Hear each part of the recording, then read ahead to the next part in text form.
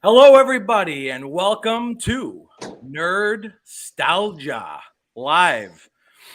I am your host, Tim Babb, and as you can see, I have three nerdy co-hosts. Bryan, not so bad Donnelly. How you Rich, doing? keep my wife's name out your mouth, Zampino. And Kyle with a smile that goes the extra mile, or AKA Kyle Showtime Shown. How we doing tonight, fellas? Fantastic. Doing good, my friends. Very excited to be here. Me After as that well. introduction, oh man, let's go. I'm ready. I want to thank everybody for tuning in and joining us live on YouTube. You can catch us here every Monday at 9 p.m. Eastern Standard Time. And sorry about that. Let me turn that sound off here. Remember my first time going live on a podcast. Game time, Remember baby. My first time. So, Donnelly, tell me something. How's your week been? Oh, my week's been great, buddy. You know, it's another beautiful week. We've had a ton of announcements happen this week. We had the Super Bowl happening this week. You know, it's my 12-year anniversary was yesterday. anniversary. So, and thank Happy you. anniversary, Thank you. Donnelly. So, yep, very happy to celebrate that with my wife. Yeah, been a good week so far. That's awesome, man. Rich, how about yourself? Doing well. Just got back from vacation in the Bahamas, so I am rested and relaxed. Looking forward to talking about some of the big trailers that dropped last night. One A couple of things I'm pretty excited for. Absolutely. Showtime, how about you? I'm Batman. No, so this past week, I've been one of my greatest friends ever. James, he's being very hospitable with that Southern hospitality down in Charlotte. He's been kind enough to let me utilize his place. So it's been a fun time here. Saw a Hornets game and been prepping for this. So showtime, baby. Yeah, you got to watch LaMelo Ball let me down by 2 points. It was pretty fantastic. Oh, man. Sorry about that. But I want to give some shout outs. Got to give some shout outs here. We got a few people in chat. Dan Woods, my brother from another mother. We got Bagel Cookies. Hi, darling. And, we got Karen B. Ma Dukes in the chat tonight. Oh, Mom's here. Mom is in the chat. So we are excited. Absolutely. Wow. Pressure's on now. The pressure is on. If this is your first time checking out the channel, we've done some videos in the past, about a year ago. We are just now kind of reigniting the flame. I want to give a shout out to our socials. So at Nerdstalgia Pod on Instagram, on twitch.tv. We're going to be doing some streaming, gaming. There'll be some pre-recorded content as well as live. So at Nerdstalgia Pod on all of those platforms, you can find us. It's a huge, huge help for us. If you guys like what we do, like our page, follow, subscribe. You know how it goes. Speaking of family, we got Christy in the house. Welcome to the show, Christy. So what do you say? Family affair. I love it. And we are celebrating. It is Valentine's week. We've got Valentine's Day tomorrow, fellas. Ooh. Love is in the air. Love is in the air. I'm just going to say it. Certainly is. What do you guys think? Should we jump right in? And I'm excited. I don't want to wait anymore to talk about, especially the thing we saw last night. Oh, man. During the Super Bowl. There's a trailer. I don't know if you guys have seen it, but wow. Oh, I think we all saw it. Donnelly. Oh, we saw it. I mean, those who did not see it, I don't know what you were watching last night, and there were some big revelations coming through. Of course, talking we about are Fast all 10, right? talking about what's that? We're talking about Fast 10, right? Fast 10. That's right. Where can they go after space? Where there's light years out there. They can keep going. No, obviously the Flash. The Flash is the key. That was the biggest trailer to drop at the Super Bowl. I was all about it. You guys know I'm a huge DC fan. I'm pumped for the Flash. They're doing the Flashpoint story, which I've been waiting for years to see on film. So really, really looking forward to that. And of course, Michael Keaton returning, making it blatantly obvious Michael Keaton will be there. And who could ask for more? Obvious. Who could ask for more? I mean, to me, No. he's the quintessential Batman. Yeah. He is the quintessential Batman, but He's the Batman of my childhood. I want to point something else out because we had a little bit of a debate about this earlier. I feel like this is like, I don't know why I'm doing Donald Trump arms here. This is, I don't know where this came the from. greatest Batman ever. But the bike in the trailer. Yeah. Can we talk about that? Of course we can. My take is that it's the Dark Knight. We heard rumors about 3-4 days ago that Christian Bale might be signing a deal, might be doing a little something. So what's your take? You're the DC expert, Donnelly. What's your take? We never know what James Gunn is going to do with any of the projects that he's working on in DC. Clearly. Obviously, that's evident. He's been all over the place. What I will say is Christian Bale has publicly stated that, unless Christopher Nolan's involved with the project, he's not interested. So with that being put out there before, and with the Flashpoint and everything that's going on in the Batman from, days past and everything else with, seeing Affleck Batman, seeing Keaton, we don't know what we're going to see here. So you're right. It may be. I don't think it's going to be. I think that we're going to see someone in a bat suit riding the bike because with the whole Flashpoint concept, universes are now combining. That's what you think? I do. So who would be on that bike though? Oh, it could be Keaton. It could be, it's not going to be Val Kilmer. I'll tell you that. It won't be Val Kilmer. That's for sure. But Clooney? Clooney? Get the bat nipples back? I never even thought about Clooney. It's funny because when I the bat nipples, I mean, I'm gonna point something out here. Let's take a look here, okay? All right. Tell me that is not the Dark Knight. Again, I'm not going to disagree. That is absolutely the Dark Knight's Christian bite. Bale. That's the Dark Knight's bite without a doubt. We don't know though that it's Christian Bale behind the cowl. So look at the cowl. Again, we don't know that's Christian Bale behind the cowl. There is no detail in the actual face, the mouth to pinpoint that. And we got Becky here saying should be Joseph Gordon-Levitt. Christian Bale retired. That's actually that would be something. I would actually enjoy seeing that. That would happen. be a twist. Wow. Jack Black. The Mushroom Man. Not sure hoping for Jack Black to be the new Batman. I love it. Oh my gosh. I mean, as neat as all that sounds, I mean, didn't we already see this movie 2 years ago in Spider-Man No Way Home? I mean, they kind of already, beat them to the punch with the multiple universes. So I mean, in that essence, yes, but in the true term of the multiverse, DC did it first. What are you talking about? The Flashpoint storyline's been around forever. Like that's going back to early 80s and before with the Flashpoint storyline. The whole concept of, having to save his mother, because that was, a big turning point for Barry Allen. So having to save his mother and going back in time to do that creates Flashpoint. And it starts splitting up the multiple universes. That's been going on forever with DC. So, we're splitting hairs if we're going to start going into things like that. I got literal chills when Tobey Maguire, Andrew Garfield showed up on that screen. We saw that opening night, and when Christian Bale pops on that screen, oh man, game over. I agree. I just rewatched No Way Home, and man, there are a few moments. Fantastic movie. It is a good movie. It was spectacular. Yep, really well done. Here's the deal. You know how I feel about DC. I mean, for those of you who don't know, I am not a DC guy. I'm a Batman guy first and foremost, but DC, as far as cinematically, they just have dropped the ball so many times that at this point, I just don't have faith. I'm cautiously, or as Anthony Fauci, I'm cautiously optimistic here, but I'm cautiously optimistic for this movie. Genuinely. And I think that's fair. And I don't disagree with the idea that, yes, DC has continuously let me down.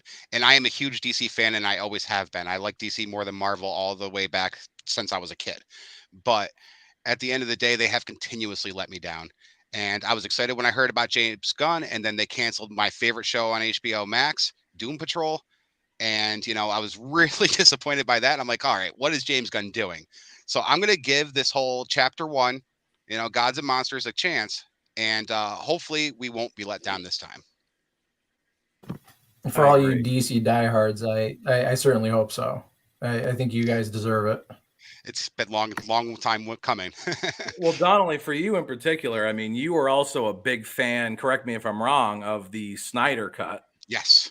Huge fan of the Snyder Cut. They just it's axed. It's completely right done. out. I know. Yeah, I was really disappointed about that. I mean, I sat there, and you can ask anybody who knows me. I was talking about it for weeks after it premiered. I, downloaded a copy of it to have a actual, permanent copy in case it ever gets pulled off of HBO.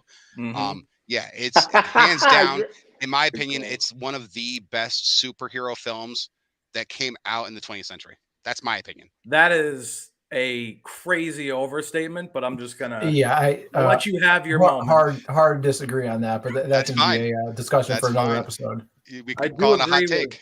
I do agree with the Mushroom Men here, though. I mean, I did like both Suicide Squads, especially the second one. I'll tell you right now, and it followed up with Peacemaker, the series. Yes. It was fantastic. Yes, they did an excellent job. They really did. And I want to see more, the way I've always kind of viewed DC, at least from a movie and series perspective, is they're kind of the darker, more adult version of what we get from Marvel. Marvel is a little more family oriented, a little more lighthearted. Disney vibe. Yeah, exactly. It's historically been darker. So I'm kind of hoping, I know they're changing directions here, but I'm hoping that they at least continue on that path, because I do think they get that right. I think that's where DC shines. It's kind of providing that darker look. I mean, obviously we can go back to before this current realm that we're in right now to like the Dark Knight trilogy. I mean, that's about as good as it gets. It's dark. And I just hope that they continue on with that type of content that they're putting out. Yep. They bring the heat on the animateds for sure. Batman Long Halloween was fantastic. Oh, you just got to translate it, They do. And now I know we wanted to really get to talking about the new Fast and the Furious movie, right? I remember seeing that first one in theaters, summer of '01, man. That they were just racing cars back then. Now it's vehicular warfare. Like, we've already given that franchise more time than I wanted to on this show, so we're going to move right past that. I'm gonna talk about something. And Rich, I know you're psyched for this one, but man, Mandalorian season 3. Rich, how pumped are we? Oh, I'm ecstatic. I think Mandalorian's been some of the best Star Wars to come out in years, aside from Andor, of course, which in my opinion tops Mando by a little bit. Really? But yeah. Wow, that's a hot take. It's a bold statement. I mean, they're both excellent series, but I put Mando up top too. I do too.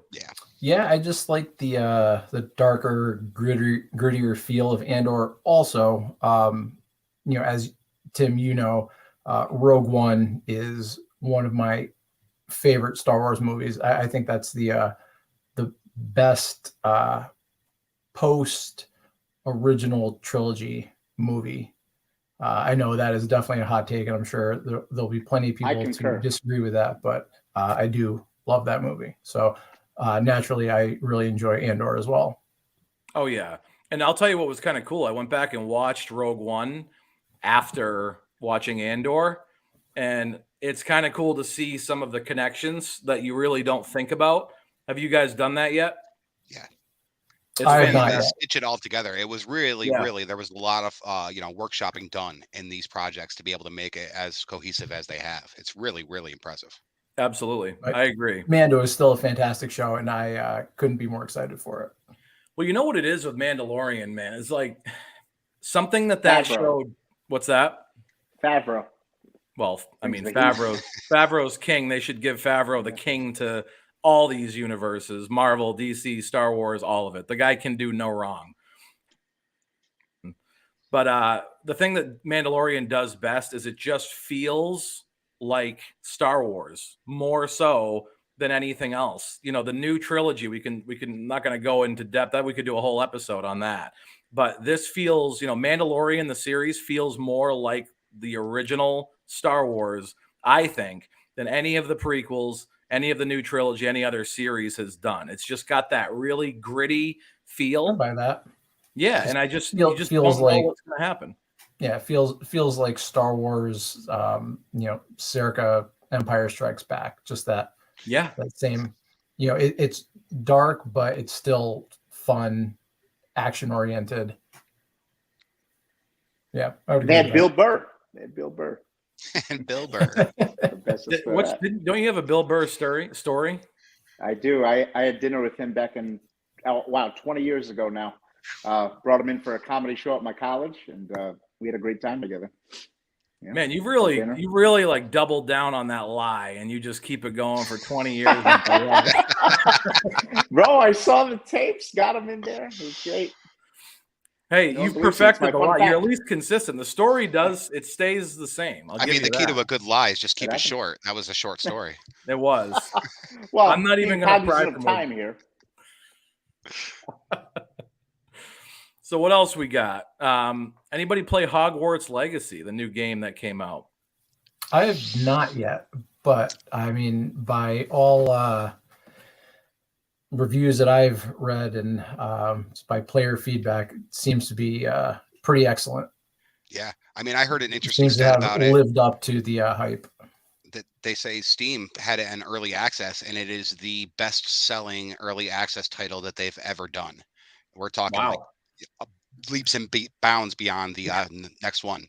But yeah, really good. Very excited about it. I have not played it either, but I can't find a bad review. I've been looking to see if anybody's got criticism, and everything's just raving about it. My buddy's been playing it for hours, and it's a fantastic game. I think one of the houses you choose leads you to Azkaban, I heard. So he's loving it. So I'll be honest, I know nothing about Harry Potter. I've seen the movies. I don't read because I'm incapable of reading books. So I can't. I'm the dog from Up, just squirrel every time I get through a page. So it just doesn't happen for me. But being said, I'm not the biggest Harry Potter fan, clearly, but the game looks incredible, and I'm excited to see it. Yep. I got a little Harry Potter joke for everybody out there. All right. How does Harry Potter relieve his rash? He uses Quidditch. Oh my God. Ooh. Okay. All right. Go to dad joke jail. That was terrible. Yeah, that's a good one. Right? There you go.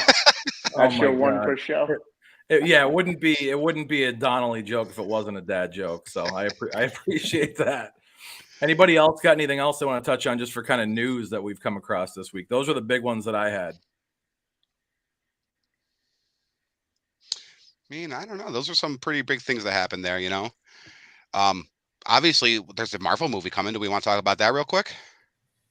You talking about Quantumania?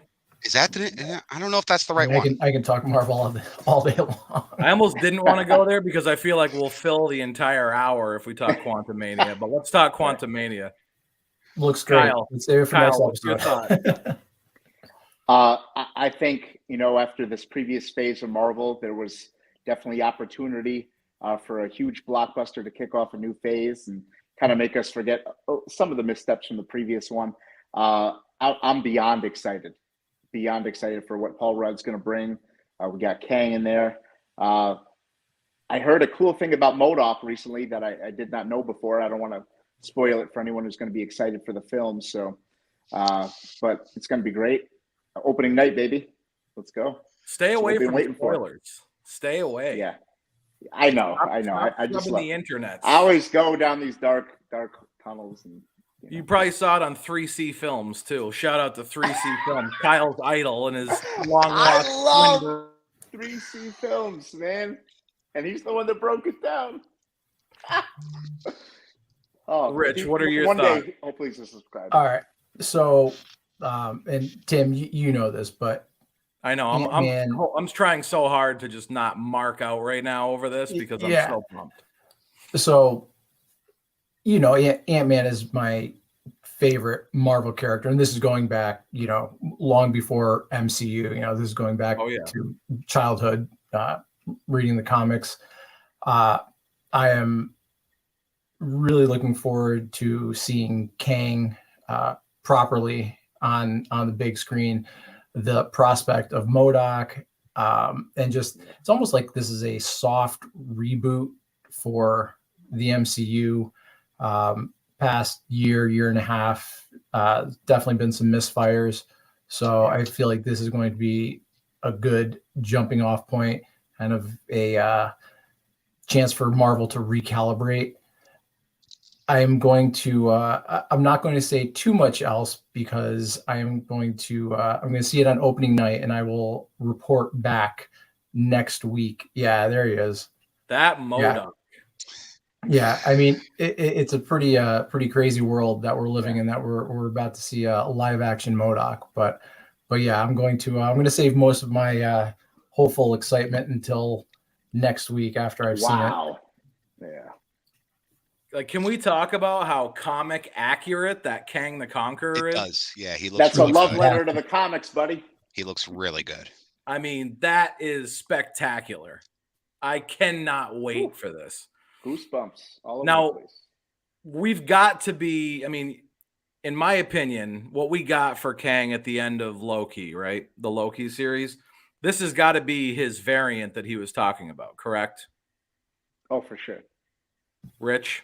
Yeah, absolutely. I mean, this is, the variant. It seems like there is a multitude of Kangs out there, but this is they're calling him Kang Prime. Okay. So. Okay. I didn't know that. Awesome. Well, we're all here for one reason in particular. Our subject matter for the evening is the Nintendo Entertainment System. And I see that my sister is in chat, so I know she's going to reminisce quite a bit here on this conversation. But I guess really what I want to do is kind of do a deep dive into NES. I mean, if you think about it, in my opinion, it changed childhoods around the world for people. I mean, prior to that, there was no real gaming console. It was you played with toys or you played outside. I mean, this changed everything from a childhood perspective. Yeah, I mean, it definitely did for our generation. I won't doubt that whatsoever. I mean, I remember getting an NES for Christmas and my brother and I fighting over it tooth and nail as to who was going to open it first, who was going to play first, what we were going to play. Of course, all we had was just, Mario and Duck Hunt combo pack. And we didn't get any games for it. But at the same time, though, it was just bickering back and forth on who's going to do this. Yep, blowing on the games. It's the first one I had in my mind. Just. Do you guys remember the little kits they started to sell? Yep. The little cleaning kits? And they were absolute trash. They didn't work. You could use those kits until you were blue in the face. I'll tell you right now, you spit a little and blow in that cartridge, nothing worked better than that. And they specifically it was never the cartridge, it was the console. Yep. It was the bent pins inside the system itself. So you could blow on the cartridge till you were blue in the face and it wasn't going to do anything. I disagree wholeheartedly. Something would work, or you give it that impact reset and just smack on the side of the NES and boom, the game starts booting up, no problem. It's true. What are your earliest memories of NES, Donnelly? I'll tell you, one of my earliest memories of NES was the Christmas after we got in the NES. So this is probably 1990, 1991. My brother and I used to do this, and I hope that my father doesn't see this. We used to get up early, and we would get down to the tree before everything else, open things up meticulously, peeling it back. And then I got Metroid one year, and I was so pumped. So first thing we did was load it into the console, and then we stood in that opening room where it opens up, it plays the music, didn't know how to jump, didn't know how to shoot, start mashing buttons, figure that out, and then we get to the door. We spent a good hour trying to figure out how to get through that door before we realized you just got to shoot it. That was an early memory, though. I'll never forget that. Me and my brother sitting there chugging away at Metroid trying to figure that out. They didn't give you guidance on these things back then. No. It was like, plug it in, play it, figure it out. This was even before, even the early stages of the internet where you could go on cheatcc.com and pull some stuff up. I mean, we're talking long before those days. Listen, if you didn't have Nintendo Power, you didn't know the cheats. Exactly. They did have a hotline you could call. Yeah, my dad knows well about that one too, because that was a long distance call. Yeah. Well, so that was the thing. It wasn't a like a 900. It was, you were dialing long distance to Seattle, Yep. Oh yeah, back when long Redmond, distance, Washington. In $1 fact, a minute or so, back in 1990. I mean, I can tell you my earliest memories, and my sister Tara is actually in chat right now, but it is. Did you guys ever play the game Pinball On the NES? on NES? No, I don't know Pinball. that I have. the black box pinball. Is that? Yeah. Yeah. So it's pinball, right? But when you get that ball with the little bumpers, right? When you get it into the little brown circle up top, it then brings you into this little mode with Mario, who's holding a little piece of metal on his head, and he's just walking back and forth going, beep, boop, beep, boop, beep, boop, beep, boop. I don't know what it was. Nobody here, and the only person that's going to understand this is Tara, but that is my fondest memory. As in my first memory that I can wrap my head around. She says, "Oh my God, the music is fantastic." It really was. And I'm telling you, that between that and Paperboy or Kung Paperboy Fu, was a good even one. those are some of my earliest memories. Yeah, so my earliest memories getting up at 6:30, 7 a.m. on a Saturday morning, just firing that up. It's like one of the first times I really interacted with my dad that I have memories of, getting together, playing games together. My dad actually got an Intellivision when he was from his honeymoon. So from his wedding. So he was a early gamer, and that's fantastic. I was actually going to mention the Intellivision Intellivision. games. Yeah. So that was my first bonding experience with my dad. So I'll always hold that dear to my heart. I'll never forget. I had a neighbor. He'll probably never watch this, but a neighbor, Jeff Landry, his father was he was the master of the original Super Mario Brothers. We would sit there and watch him play the game beginning to end and beat the game faster than it blew my mind. Maybe now going back, it wouldn't be that impressive, but I remember as a kid watching him play through that it's still game. A tough game. And he knew all the skips. So he would jump up, run across, where you walk in, they got the 3 pipes, you jump down, you skip ahead 3 levels or whatever it was. He knew every one of them and how to get up there. And it was I don't even know the realistic time that he completed that game, but it felt like 10 minutes. It was probably 2 hours, but as a kid, I'm going to go with 10 minutes. So we did. Go ahead, Rich. No. So it's funny that Kyle mentions Intellivision. I think I'm a little bit older than the rest of you fellas. So the NES wasn't my actual first console. The Intellivision was, which is and that is a relatively lesser known console. It's kind of a contemporary to the Atari, the ColecoVision, and that was a hand me down from my uncle. Was it made by Mattel? I know it was a game company that made it. ColecoVision was Mattel, I believe. Oh. And Intellivision, I believe, was its own company. I'll have to fact check that. But so I had that as a hand me down, and I played that for a couple of years before the original Nintendo came out. And if you guys have ever played Atari, you'll know what the graphics and sound on the Intellivision are. It's very blocky, and the sounds are beep, beep, beep, beep, beep. E.T. Yeah, E.T. There's a bunch buried in the desert. But when I first got my Nintendo, it was like going from, I don't know, like a black and white TV to the most current high def television we had. It was like night and day.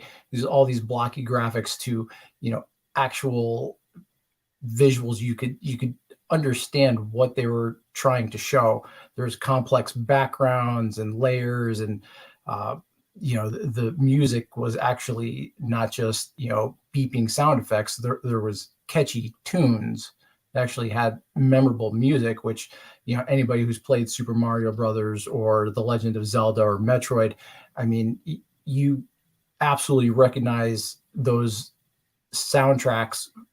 3 notes, someone plays them and you know exactly what game they came from. So yeah, my 5-year-old mind was blown. That's fantastic. So sticking in the same realm here, you know, one thing that we like to do each and every week, basically what I wanted to do was treat this channel as if, because I'll be honest with you, if the four of us are hanging out having a couple of cold ones, this is more than likely going to be the conversation topics, and we're gonna rank things. We're gonna do top fives, top tens. We're gonna rank our favorites. We're gonna compare lists, and that's all we're gonna talk about for hours. So, what better way to share with the rest of the world than to get on here for, you know, all three of you that care, and share share it with everybody else. So that being said, one thing that I wanted to do tonight was we all came prepared with a top 5 ranking for best NES games. And I've got my list prepared. We want to go in reverse order here. So I would say let's start at 5. No honorable mentions. We're going to rank top 5. Okay. I know you want the honorable mention. No, I want it. I'm going to sneak one in there. You can't. It's not a top 6 list. Exactly. You Not a can't do sixer? it. You can't have an honorable mention. Trust me, I had 8. Okay. I had 8, and it took me way longer than I want to admit to remove 3 to get it down to 5. And I'm still not comfortable about it. And I still may change it before I actually read this list. Ooh, audible. I might call an audible, but there will be no honorable mentions. Let's go clockwise. We will start with, you know what? I'll start. Okay. Number 5. Start, Tim?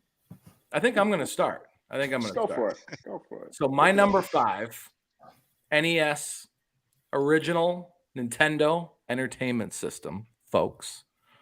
Shing! Blades of Steel. Oh, that's a good one. That is a good one. I can't get that sound out of my head. As soon as you said it, I heard it. Yeah. And the way the guy starts it is so muffled. Exactly. And the fights in that game were so good. They were so good. So Blades of Steel coming in at number 5. They even had a little halftime show or a They would skate around. Yes, they did. It was fantastic. Oh, and that music. The music was great. Yep. So that's coming in at number 5, Blades of Steel. Donnelly, number 5. For my number 5, and I've always mispronounced it since I was a kid because I looked at it this way, and this is how I've always said it. It is an arcade port that came to the NES. Fantastic game that you can play forever. Tiger Heli, or as I always call it, Tiger Healy. Tim shaking his head. He doesn't know that one. Come on, you guys got to know this. Hang on, give me 2 seconds. Rich, do you know that one? Yeah, you do. I do. Right here, made by Acclaim, the top arcade hit. So you're a helicopter, and you're just flying as a top-down view, going through the map, and just shooting nonstop. It's a nonstop track-based shooter. You just keep moving forward, and then once you beat the boss, you move on to the next map. That you're just gonna keep moving forward and beating the boss on. Helicopter world. So yeah, Tiger Heli. That's the game right there. That's my number 5. All right. That is an obscure one for sure. Or maybe it's not. Maybe I just have no idea. Maybe I've been living under a rock. Kyle. Kyle, number 5. Well, I might have an obscure one. I played this game religiously with one of my friends. It's a game called Trog, 1991. Okay. It was a port and fantastic with dinosaurs and cavemen, and the cavemen are trying to eat you as a dinosaur, and you're just trying to get the eggs. We played it religiously. Oh, yeah. You said that was the port, right? Yeah, I remember that. Yep. I'm pretty sure I remember that on arcade. I don't think I ever played it. It was an arcade game, 1990 arcade, ported into 1991 NES. And we played that all the time and just trying to get away from those cavemen. It was just great. That brings me back right to childhood, which is the whole point of these rankings. So I had to put Trog number 5.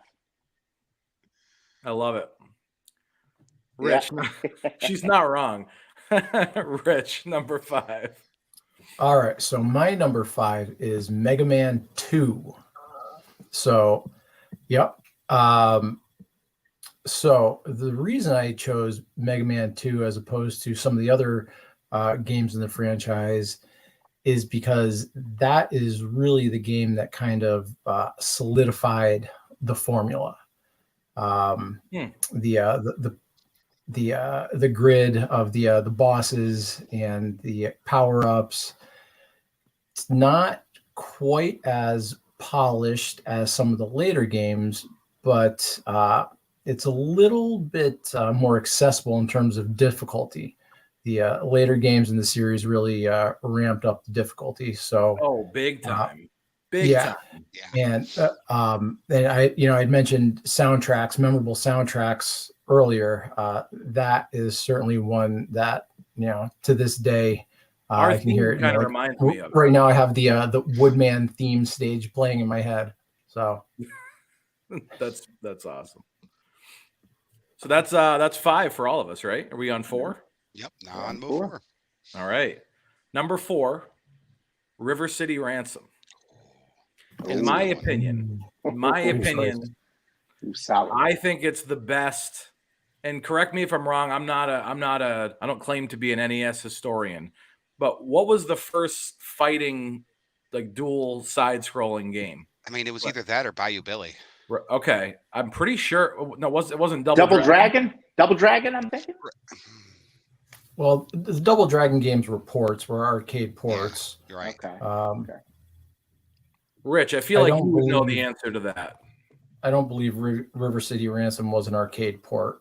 I could be wrong though. So. I'd have to look it up. But it's certainly one of the first side scroll beat 'em ups. Yep. And it's funny because your sister already said you were bludgeoning each other on the ice, but you were also bludgeoning each other in River City, weren't you? Yes, absolutely. A lot of bludgeoning going on there. It looks to be. Ooh. First ever size was Spartan X. Wow. Released in arcades in Japan in 1984. Oh, well, I'm not going to count that. The game was given an international arcade release the following year under the new title of Kung Fu. Oh, yeah, Kung Fu, Spoiler, of course. And that was ported to the NES, too. Spoiler. I don't want to talk anymore about Kung Fu because it's coming. It's coming. I see a theme here. River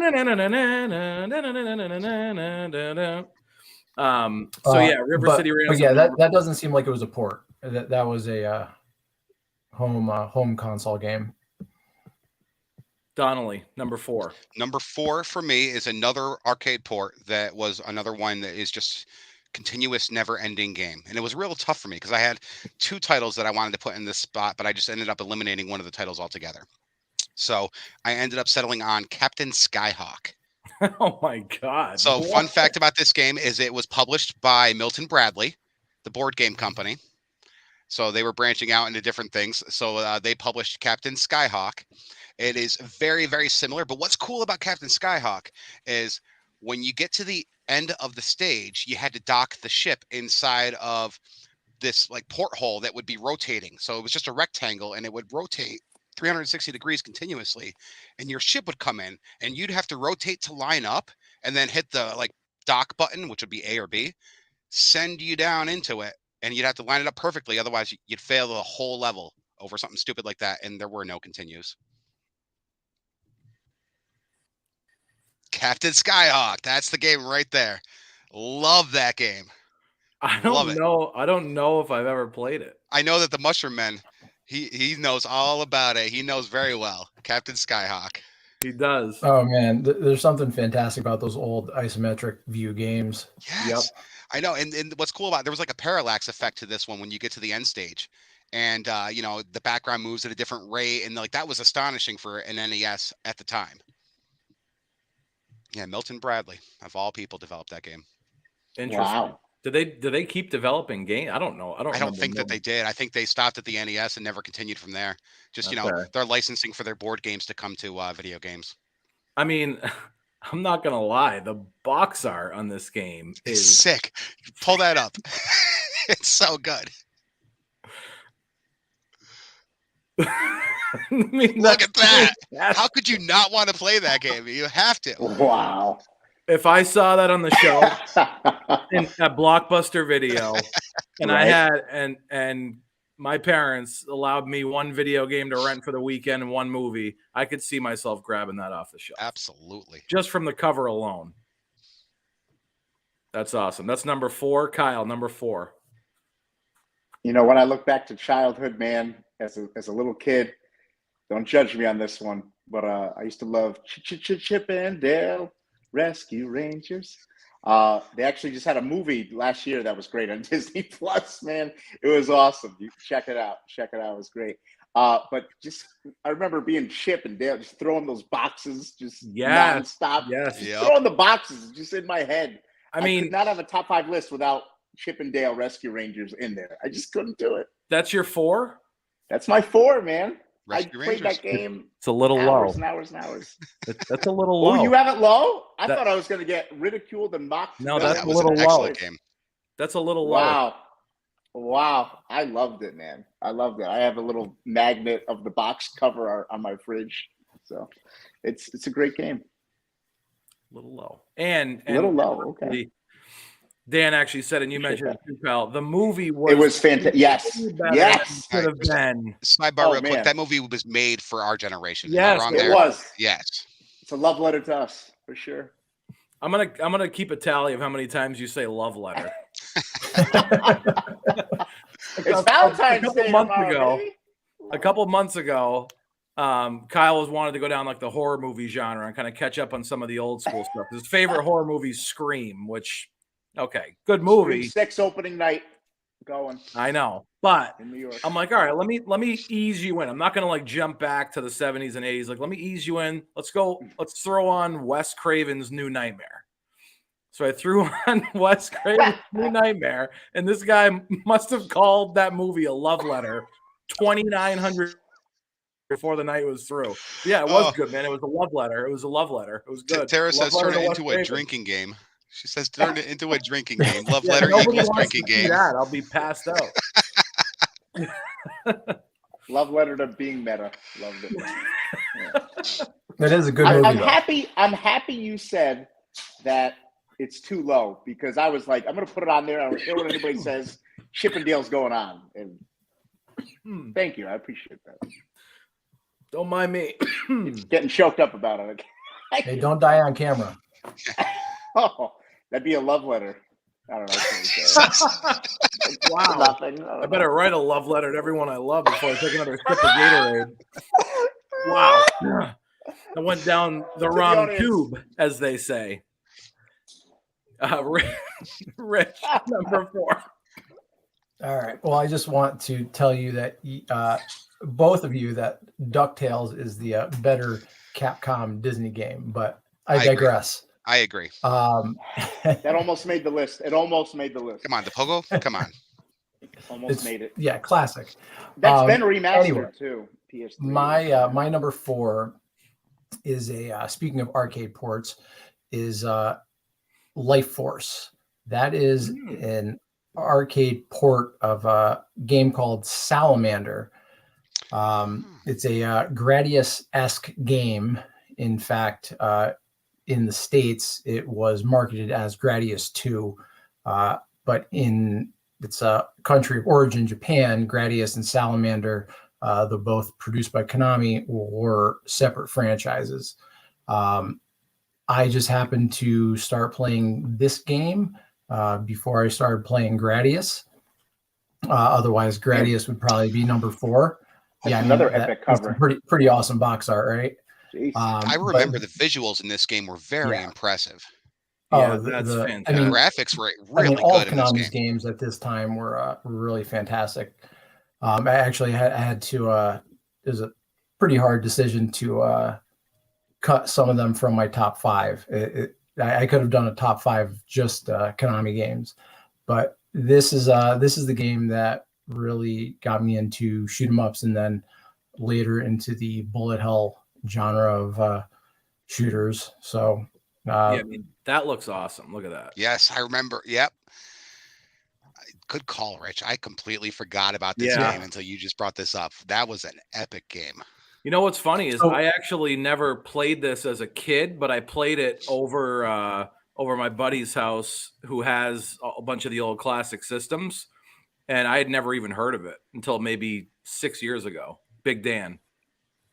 Yeah, it's one that kind of flew under the radar because the Gradius franchise kind of took off, and this was kind of the the redheaded stepchild of the series, if you will. But yeah, if you ever get a chance to play this or the arcade version, which is Salamander, definitely do so. Great games. Agreed. We're on number 3 now, right? Number 3. Yes, sir. All right. So since we we did kind of talk about this, touched on it earlier. And honestly, now that I've got this at 3, part of me feels like it's a little low. But at number 3, I got to go Kung Fu. This game was so hard. Okay? Did you guys play Unbelievably this? difficult. This No, game beat it? was Are you kidding me? insane. I don't think I ever beat it. I don't think anybody has. No. Harder than an Turtles end? 1? I don't think there's even an end to the game. Honestly, I don't think they ever even designed an end to it. The Just keeps first generating level new boss- maps. The It was first all level lie. boss beats you to death with a stick.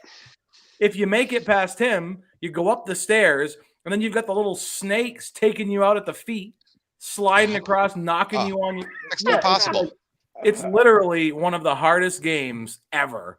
The jars that fell from the ceiling. Yes, Yep. and it exploded, and the snake came out. And the worst part is, Remember? if you were in air or you were moving, you couldn't like quickly stop. You know, you had to keep your momentum always carried no matter what. Those snakes that bust. Oh, here he is. That guy. Good luck. Look at that guy. He's very angry too. Those He eyebrows. was no joke. No joke. Good call, the Mushroom Man. The original TMNT game might be harder than Kung Fu. It's Just brutal. the That's damn a hard level. one. Ridiculous. You know, just And the the water water? level. That was it, really. You know, The water It's level was brutal. good. But I love Kung Fu. I love the theme music. I love the sounds when you walk up the stairs. It did the whole thing. Like, it's just pure nostalgia. If there's anything that ports me back into those days, it's that. And yes, we would get so frustrated. It was insane. Donnelly, number 3. my number 3 is an iconic franchise that has continued on. I don't know if they're done with it now. I think I've heard rumors of it coming back. I actually, thanks to my best friend Bob, who has been hanging on to this stuff for 20 plus years, I feel like. That's But awesome. I have a complete inbox Metal Gear, the original. Now, what's cool about this, when I say complete inbox, it includes with this the map, which I don't know if you guys are familiar. I don't really want to open it up because it's really old, and I opened it up once already. I was afraid I was going to tear it. But there's actually a map included with this that unfolds. It's, fills the whole screen, it would. Navigating through everything. Man. Look at That's that. That's in really good condition. It's in too. fantastic condition. Wow. What's really cool Get that is graded. Crazy. I have Grade a that. lot of NES stuff now in my possession that me and my friend Bob bought, 15, 20 years ago. And there it is, 20 years ago. We Oh, were wow. 17 years old, and we went to a garage sale in our hometown. And this lady did not know what she had, but she had this. I mean, I've got a ton of stuff. I'll post it onto our Facebook group with the different things I've got that came from that garage sale. And it was like $15 we talked her down to. When we brought it home, we were so pumped because we just took that NES and we plugged it into the TV. We put the game cart in, clicked it down, hit power. It's on the screen. It just worked. There was no blowing in the cartridge. There was no bent pins. There was nothing wrong with it. This thing had not been used. Every game that came with it was new in box. And of course, 17-year-old kids didn't know what they had either. So we immediately opened it all up and started playing with it all. Can you imagine the wherewithal? If we had the wherewithal to think back then to keep some of these things, think about it. Like That's why there was so much graded. And then the ones that we actually bet on, like the junk wax era of sports cards, Beanie Pogs. Babies, Pogs, all the things that we actually did say, you know what? We're going to keep and hang on to these. They all went to shit. Everyone all ended up being completely slammers. The slammers. The slammers. They would just destroy your pogs too. They had like the triple decker slammers. They're like, look what I got. I'm like, dude, you're gonna throw that at my Bart Simpson, my Bartman pog? Like, okay, like just take it. Leaving dents in the. What a weird game. Oh, it made no sense. I still don't understand it. It didn't. Nope. Kyle, number 3. All right. Well, when I think of the early '90s, you can't not think of Bart Simpson. Simpsons is the GOAT arcade game of all time, but it never got obviously a home console port. Closest thing I had was Bart Simpson versus the World. It's not the same thing though. It's not, but it's all I had.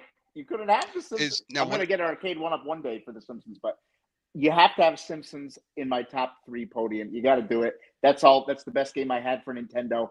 Bart Simpson needs to be there. Bart Simpson versus the World. Did you ever play Bart versus the Space Mutants? I did. I did play that one. That was a good one too. Played that on Super Nintendo, but yeah, for regular Nintendo, NES. No, Space Mutants was NES. Was it? Yeah, 100%. I think Bart versus the World was SNES and Sega. Oh, I'm thinking Bart Simpson's Nightmare. That's right. Super Nintendo. But We'll this let that game, one slide. Yeah, we got an error. You caught me. Which is rare for you. Yeah, it is rare. That's very rare. It's very rare, but hey, it happens. I just love Bart Simpson. Don't have a cowman. Needed that in my top 3, so that's the game for me. Awesome.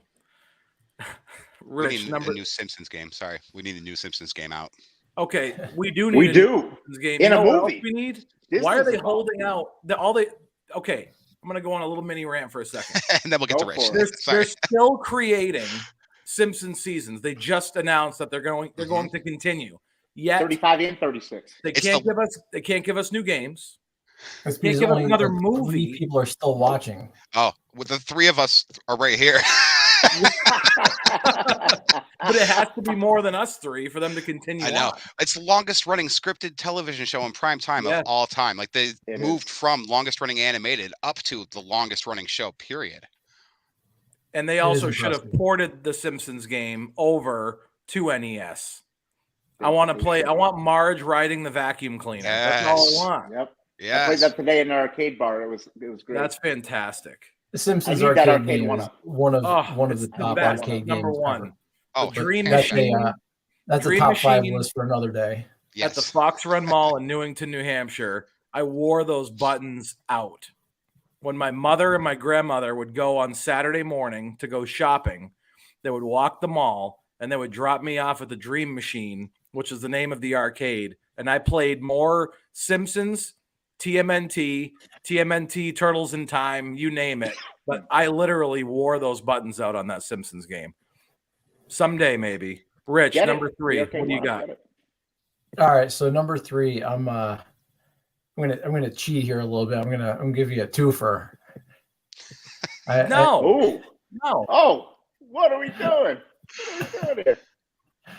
Going rogue. Listen, I couldn't decide between the 2. They're from the same franchise, so I think it should be allowed. Castlevania and Castlevania 3. What would you say, Rich?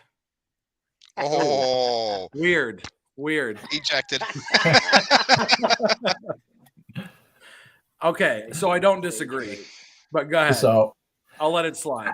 I could not make the decision between Castlevania and Castlevania 3. They are both fantastic games in their own right. You know, Castlevania, I mean, is a franchise that is active to this day. I mean, you know, if you're a old school Dracula movie buff, you know, Bela Lugosi, Dracula, you know, I mean, that's what the original game was. They were trying to mimic, you know, later versions of the game kind of, you know, did away with that aspect of it. But in the opening crawl, you know, it was actually the set to a backdrop of film. So, you know, the whole original premise was that you were playing a movie, you were playing a Dracula movie. But again, you know, another iconic Konami franchise, for its time, unrivaled visuals and music, which to this day, you know, again with the soundtracks, you know, they're still using them in games like Super Smash Brothers because, you know, they're so recognizable, you know, 35 years later. So a love letter to Konami fans. I'll allow it. I do appreciate the weapons upgrading that happened back then through Castlevania. You know, that's something that I feel like was revolutionary of the time, to be able to adapt your weapons, evolve your weapons, and power up your weapons like that. So that was something that I really enjoyed in that game. Well, and then with Castlevania 3, not only could you upgrade your weapons, you could switch between different characters that you encountered on the fly. Yes. So you could not only switch between characters, but then you could upgrade their individual weapons as well. So it was a pretty deep game for, you know, just a side-scrolling platformer. That's what I appreciate about it. So what are we at? Number 2 here. I'm not going to spend much time, but my number 2 is Chippendale's Rescue Rangers. We already touched on that. And is there anything more satisfying than picking up those giant pieces of fruit and those boxes and just whipping them? See, they weren't giant pieces of fruit. They were just cherries. But you got to remember, you're a chipmunk. This is why we're friends, bro. This is why we're friends, man. Chip and Dale, bro. Oh, so good. I mean, I put a lot of hours into that game. Yes. A lot. And the fact that you put DuckTales above that. Like, oh, 100%. Oh, yeah, all day absolutely. long. The different destinations and everything. Oh, spectacular. But it's not Chippendale's Rescue Rangers, period. Right. It's better. Yeah. Okay. I agree to disagree. And we are now number 2, Donald. Number 2. My number 2 is a franchise that is a staple in the NES world. It is one of my favorite franchises. I know it's one of Rich's favorite franchises. It is The Legend of Zelda. Ooh, sorry. The original Legend of Zelda. I mean, I replayed that game countless times. I never got through the second quest, but I played it for hours and hours and hours and hours and hours, never ending. And I still pick it up every once in a while. I still pick up, I'll play emulations of it. I'll play, the original cartridge still. These are, that's definitely my number 2. I can't hate on that. And Kyle made a great shout out. I mean, when that cartridge came out, can we Chef's kiss? I mean, yep. That's it. You saw that and it was over. You knew that this game was going to be great. Gold bullion. Yeah. That Legend, I mean, I can't say anything negative about it. I mean, and you could have it number 1, you could have it number 2. That game belongs top 3 no matter what. The amount of hours that I spent just lost roaming around in that game is ridiculous. Shown, number 2. All right. I know it's might be a little risky saying this in 2023. I'll use my one F-bomb of the day, by the way. Fuck it. We're going to go with, from Russia, Tetris, 1989 port. Tetris. I knew it. I knew you were going to have that on your list. How'd you know that? I knew it. I told Tim earlier. I knew it. You knew I was going to put Tetris on there? Bro. He did say he did say it. First do we have the toilet flushing sound effect yet? From Russia. Hey, I mean, hey, they were ahead of its time. Look at how popular Candy Crush is. Yeah. It's true, though. Puzzle games like that really took off. It really did. I mean, Tetris is fantastic. It is. It is. Oh. I mean, there's still world championships around Tetris to this day. Yeah. Tetris. When I got Nintendo in 1989, it was one of the first games I got, and I played the shit out of it. So, yeah. Swear jar. Rich, number 2. Number 2 for me is Super Mario Brothers 3. Little low. Oh, it is not. It is right where it should be. I promise you that. Yeah, that was the best one. It may be the best Mario game of all time. I mean, that's really where a lot of the tropes that are used to this day in Mario games were born. The crazy costumes, the worlds having, very different geography, you know, one being an ice world, one being a desert, et cetera, et cetera. And, I mean, Hollywood made an entire feature-length advertisement for this game known as The Wizard, which is one of my favorite childhood movies. If you haven't seen it, go see it right now. Or yes, the after power glove. Fred Savage. But Mr. Wonder Years himself. Yes. But yeah, Super Mario Brothers 3 can't really improve on a platformer, in my opinion. Pretty much did everything right, everything that you want. You know what's funny here is you mentioned earlier Castlevania being, like you're playing a film. That was the exact design mentality that the developers of Super Mario Brothers 3 were going for. Yes, was they wanted it curtain to be like a set with a stage, and you're Yes. watching it play out. Yep.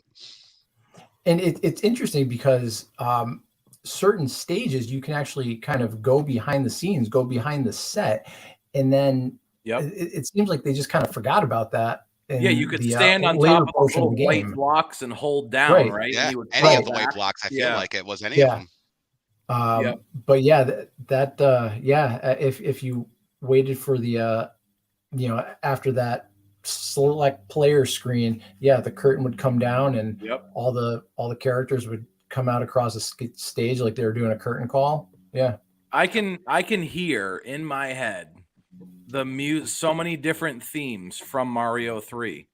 It's insane. Just the different world themes.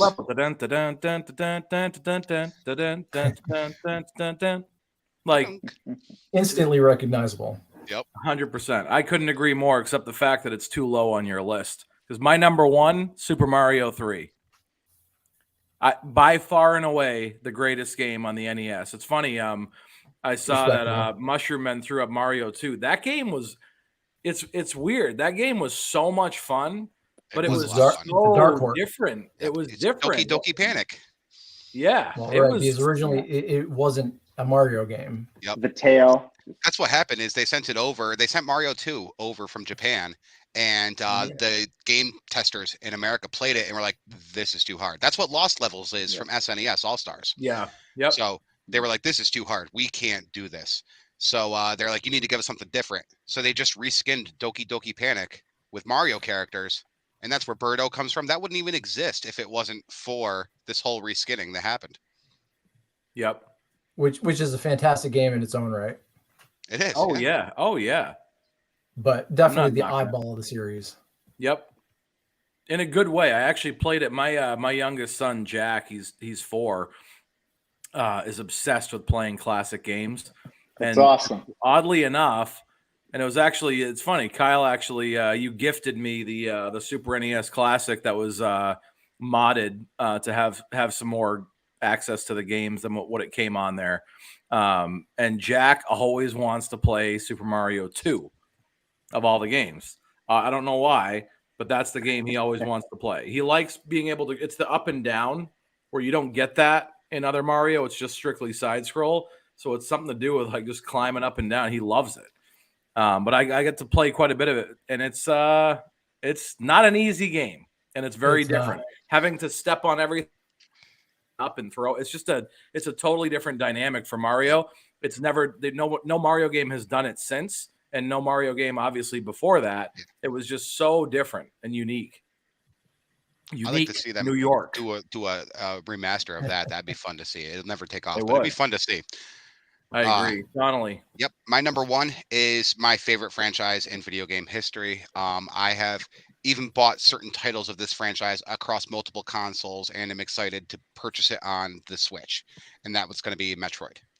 The original Metroid, I already touched base on it. That's my earliest memory that I really fondly hold on to playing NES.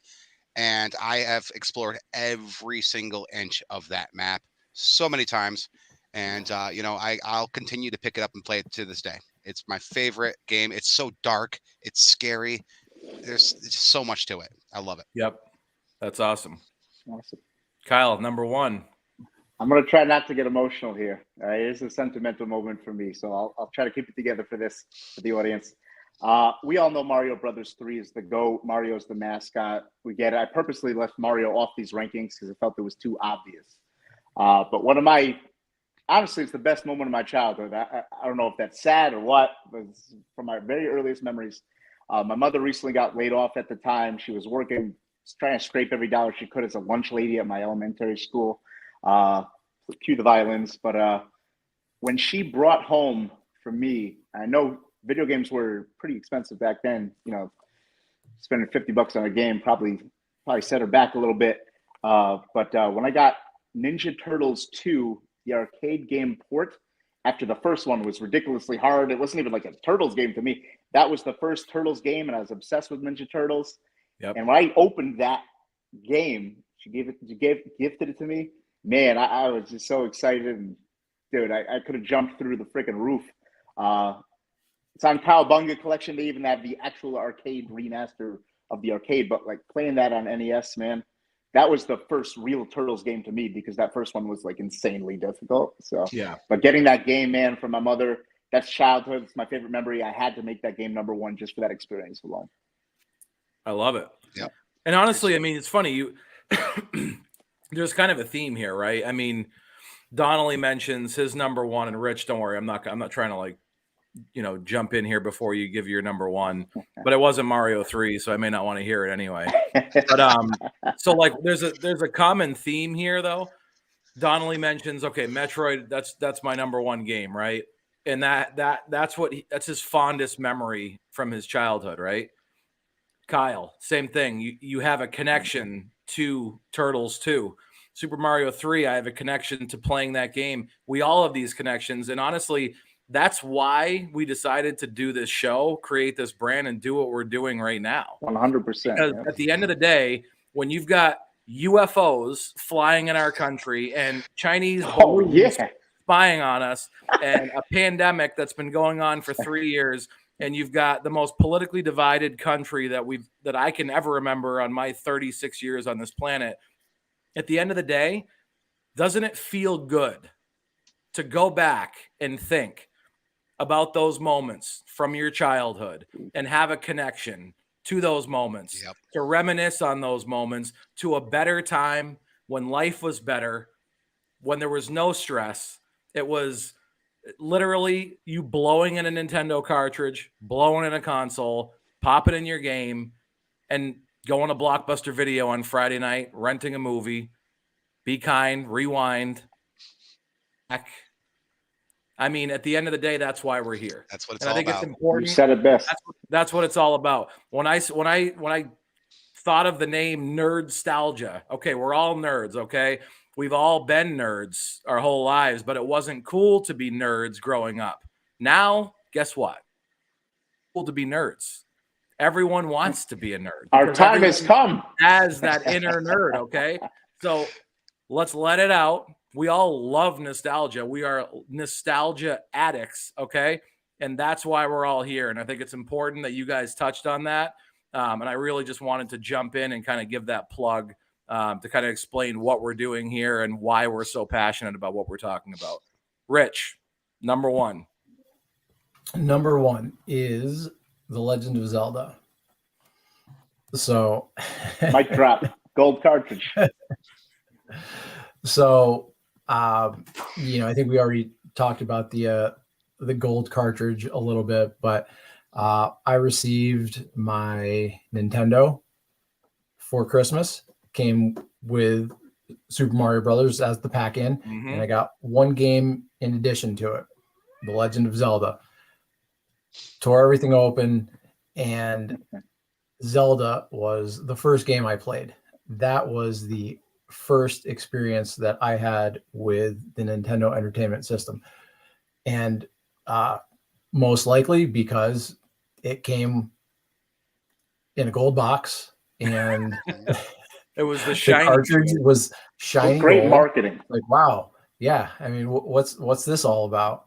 And I mean, it not only is it one of my favorite games on the NES, but probably one of the original Zelda, probably one of my favorite games of all time. Just for any number of reasons. The music, the the open world. I mean, that was unheard of at the time. you could kind of do things to a certain extent in whatever order that you wanted to. Just hidden things everywhere. And like Donnelly was saying about Metal Gear, Zelda came with a map, and half the fun was discovering these secrets and then marking them on your map. It was really cool. It was, nothing I had experienced before with regards to a video game. And again, a lot of the things that are still in Zelda games got their start in that very first version. So yeah, for me, that is number one. I love it. And if you notice something, I mean, we all did a top 5 ranking here too, right? Very different lists. I mean, we did have a couple of crossovers, but I think that's also the beauty of these discussions too. I mean, we all have so much in common, right? That's why we've been hanging out for years. That's why we're all here. But the fact that we can all take a subject as kind of narrow as original Nintendo system, and we come up with our top 5 lists that are completely unique outside of a couple that crossed over, just shows you that different things mean different things to us. I'm a little surprised by that. I was too. I'll be honest. When you limited us to a top 5, very strict. Thought there was going to be a lot of repeats. I mean, Tim, you and we've done rankings before, top 15, top 20, and it's been nearly identical. Yeah. So, and that may happen on subsequent top 5s. But I'm sure. I'm genuinely surprised with the diversity of our selections. Absolutely. I agree. I mean, it's a huge library to select from, but there's also a lot of crap titles out there. So it's anything basically made after a movie. Absolutely. RoboCop on NES. Oh geez, yeah. Or The Rocketeer. Anybody play The Rocketeer on NES? Oh no. So Back Donnelly, to the Future, not good. I'm gonna give you some pushback, and I'm surprised a little bit. Batman on NES is a fantastic. Batman, I will. game. Yes, If I we will were doing agree with you honorable there. mentions, it would have got that. There's going to be some diamonds in the rough when it comes to titles that are borrowed from other franchises or other industries. But for the most part, I think a good rule of thumb is any game based on a movie, or for the most part, aside from recently, movies based on a game, is just going to be trash. Agreed. Absolutely. Batman Return of the Joker, good as well. 1991's classic. Donnelly, any final thoughts? No, I mean, I think we've had a great first episode, guys. I appreciate you so much. I appreciate all of our fans out there. A lot of great call outs out there, a lot of interactivity. I love it. So please follow us on, all of our social medias, subscribe to us on YouTube, hit that like button. That stuff that YouTubers Smash it. Smash that like button even. My skin crawls. And stay nerdy. Say that. That's my last thing to say. Stay nerdy. Kyle, final thoughts. Final thoughts, everyone. Thank you for tuning in. I know we got a lot going on with Valentine's Day tomorrow, probably doing some last minute preparations, but thank you for spending this time with us. Rich, final thoughts. Spaghetti.